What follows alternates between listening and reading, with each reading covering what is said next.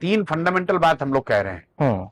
15 साल से कम उम्र का हर वो बच्चा जो बिहार में है, उसको इतनी बेहतर शिक्षा दी जाए कि वो समाज पर कल बोझ न बने, व्यवस्था पर बोझ न बने। उसको अच्छी शिक्षा के लिए सरकारी स्कूल की व्यवस्था सुधारी जाए, और अगर सरकारी स्कूल की व्यवस्था जब तक नहीं सुधरती है तब तक उसको ये अवसर दिया जाए कि उसके माँ बाप उसको प्राइवेट स्कूल में भेजें, उसका खर्चा सरकार भरे। तो पहला जो पहलू है कि 15 साल से कम उम्र के बच्चों को सबसे बेहतर शिक्षा जो उपलब्ध कराई जा सकती है उपलब्ध कराया जाए। क्यों 15 साल कह रहे हैं? अगर 10वीं तक बच्चा बढ़िया पढ़ गया तो वो समाज पर, व्यवस्था पर बोझ नहीं बनेगा। अगर हम लोग यहाँ सरकारी स्कूल में पढ़े, 10वीं तक हमारी पढ़ाई अच्छी हो गई, तो मैं अपने जीवन में खड़ा हो जाऊंगा। मुझे इससे मतलब नहीं है कि बिहार सरकार हमको वजीफा देती है कि नहीं, कि हमको अनाज देती है कि नहीं। तो व्यवस्था पर बोझ न बने नए लोग, उसके लिए जन स्वराज की सोच है कि पहले 5 साल से 15 साल की उम्र के बच्चों को सबसे बेहतर शिक्षा उपलब्ध कराई जाए। दूसरा, 15 साल से 45-50 साल की उम्र के जो लोग हैं जिनको पढ़ाया नहीं जा सकता है, आप आकर कितनी अच्छी शिक्षा व्यवस्था बना दें, जो 40 साल का आदमी उसको नहीं पढ़ा सकते हैं, उसको कैसे बेहतर उसकी जिंदगी को बनाया जाए। उसके लिए जन स्वराज का फिलॉसफी है, जो सोच है, परिकल्पना है कि उनके हाथ में पूंजी उपलब्ध कराया जाए। चाहे वो किसान है, छोटा व्यापारी है या मजदूर है, अगर उसके हाथ में पूंजी हो तो वो अपने जीवन में कुछ बड़ा कर सकता है। वो अगर सैलून में आज बाल काट रहा है, उसके पास पूंजी हो तो सैलून लगा सकता है।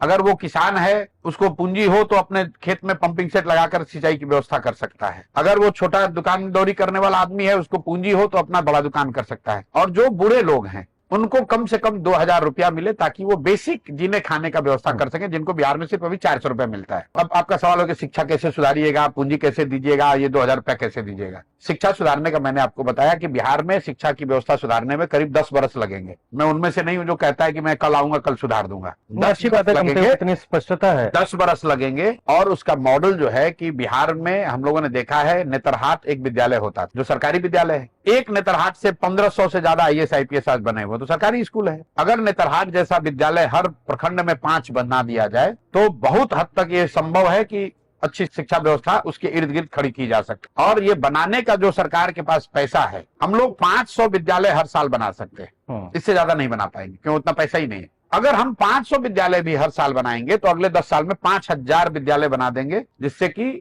बिहार में हर प्रखंड में 10 अच्छे विद्यालय हो जाएंगे। आपने कहा कि पूंजी कहां से आएगी? योजना से पूंजी नहीं आती है, सरकार के पास पैसा ही नहीं है, पूंजी कहां से देंगे ये लोग? बिहार सरकार का टोटल बजट है 2,46,000 करोड़, उसमें प्लान्ड बजट इनका कितना 10-20% भी नहीं है। 50,000 करोड़ भी सरकार के पास नहीं है साल भर खर्चा करने के लिए, पूंजी कहां से देंगे? बिहार का जो प्लान्ड एक्सपेंडिचर है वो 50,000 करोड़ से कम है साल का, तो आप इतने लोगों को पूंजी कहां से दे देंगे?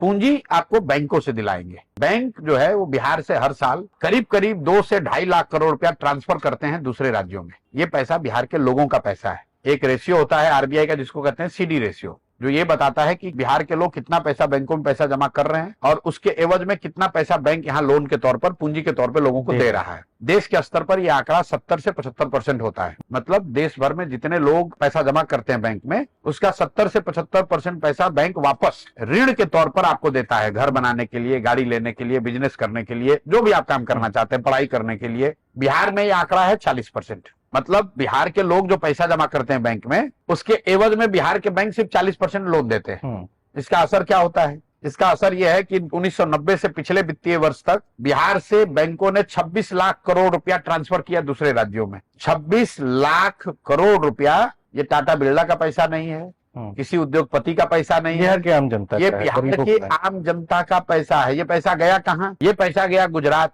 ये पैसा गया तमिलनाडु, ये पैसा गया आंध्र प्रदेश, तेलंगाना, केरल। क्योंकि वहां CD रेशियो कितना है? वहां CD रेशियो 80, 85, 90, 95, 100। ये मेरा आंकड़ा नहीं, RBI का आंकड़ा है। तो अगर आंध्र प्रदेश में लोगों ने बैंक में जमा किया 100 रुपया, लोगों को ऋण मिला 105 रुपया। बिहार में लोगों ने जमा किया 100 रुपया, हमको ऋण मिला 40 रुपया। कि बिहार में CD रेशियो कम क्यों है? क्योंकि यहाँ ना लोगों को, नेताओं को इसकी समझ है, ना इस पर कोई ध्यान है। और ऐसा नहीं कि ये बैंकों की मनमर्जी है कि वो जहां चाहे वो करें। ये मुख्यमंत्री के अध्यक्षता में एक कमिटी होती है जो कि जिसका काम है ये देखना कि कम से कम 70% CD रेशियो को बना के रखा जाए। मतलब अगर 100 रुपया बिहार के लोगों ने जमा किया तो 70 रुपया बिहार के लोगों को लोन कर्ज मिले। लेकिन जैसे यहाँ का दरोगा मुख्यमंत्री का बात नहीं मान रहा है, शिक्षक, डॉक्टर, BDO CO नहीं मान रहा है, वैसे बैंकर भी बात नहीं मान रहे हैं। तो बिहार में अगर एक सपोर्टिव इन्वायरमेंट हो, बैंकर्स के साथ मिलकर काम किया जाए, तो अगर यहाँ 70% भी CD रेशियो कर दिया जाएगा तो हर साल 2 से 2.5 लाख करोड़ रुपया एक्स्ट्रा, बजट की जरूरत नहीं है, एक्स्ट्रा पैसा लोगों को उपलब्ध हो जाएगा। पूंजी के तौर पर, कर्ज के तौर पर, कैपिटल के तौर पर, जिसका बड़े पैमाने पर असर समाज में होगा। तो अगर आप आज 1 कमरे का घर बना रहे हैं तो आप 4 कमरे का घर बनाने की स्थिति में होंगे। आप अपने खेती में इन्वेस्टमेंट कर पाएंगे, आप अपने बिजनेस व्यापार को बढ़ा पाएंगे। आज 4 गाड़ी आप टैक्सी के तौर पर चलाते हैं, कल 40 गाड़ी चलाने की स्थिति में हो जाएंगे, क्योंकि बैंकों से ऋण सुलभ हो जाएगा, वो पैसा आपको उपलब्ध हो जाएगा। तो पहला है शिक्षा, दूसरी है पूंजी, और तीसरा, हम लोग ये नहीं कह रहे कि हम बिहार के जितने गरीब हैं सबको बढ़िया बना देंगे, लेकिन जो 400 रुपया मिल रहा है उसको मैं 2000 रुपये करना चाहता हूं। क्यों करना चाहता हूं? क्योंकि प्रति व्यक्ति जो एक्सपेंडिचर है, जो देश का पर कैपिटा एक्सपेंडिचर का जो डेटा है वो बताता है कि एक बेसिक मिनिमम जो राष्ट्रीय औसत क्या है, मतलब कितना पैसा आप कमाते हैं उससे मतलब नहीं, कितना पैसा आप खर्च करते हैं। पर कैपिटा बेसिस पर मैं चाहता हूं कम से कम 2 से 2500 रुपया आदमी खर्च करे तो एक डिग्निफाइड बेसिक जो खाना पीना है उतना हो सकता है बिहार में। सब पूरा तो नहीं होगा, लेकिन कुछ एक बेसिक डिग्निटी उसके लाइफ में आ जाए। इसलिए ये 3 फंडामेंटल बात कह रहे हैं। 5 से 15 के लिए पढ़ाई, 15 से 45 के लिए पूंजी रोजगार, और जो बूढ़ा है उसको खाने जीने के लिए 2000 रुपया।